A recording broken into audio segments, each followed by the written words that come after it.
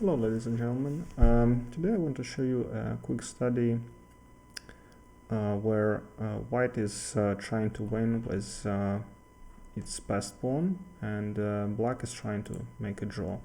So obviously white can just, if white wants a draw, white can take here on e5 and then give away this a6 pawn, but it's not necessary to do right now. So in order to promote this pawn here, white needs to remove this bishop.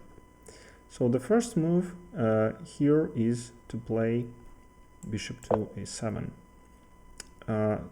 It's called a distraction. So if we take here, then white plays h7 and black is not in time to return and stop this pawn from queening, because it's blocked.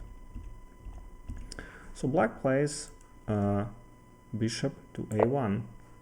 So in case we play h7, then black has this move e4, which stops this pawn from queening. So so now we need to play king to b1. Attacking the bishop, and black is not in time to promote to play, let's say, e4, because white will capture and then this pawn is stopped by this bishop and the king cannot reach the pawn. So black plays the only move, bishop to c3.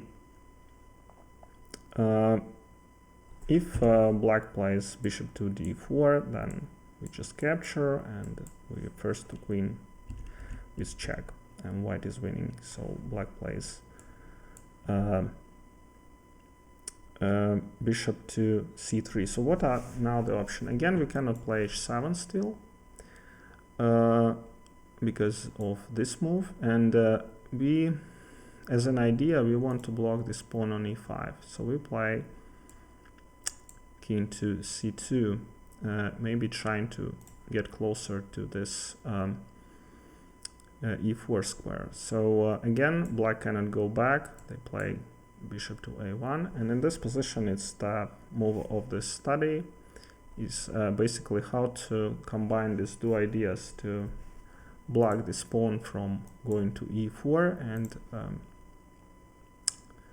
get rid of this bishop. So white plays bishop to d4.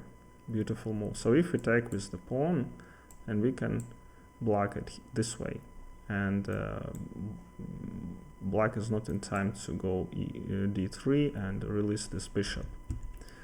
So so black has to play this move, and now white plays king to d3 with the idea to block the pawn on e4. And if you play check, then king takes, and if bishop runs away, then it's essential to play king to e4 and this pawn is blocked. Alright, thank you very much for watching and see you next time.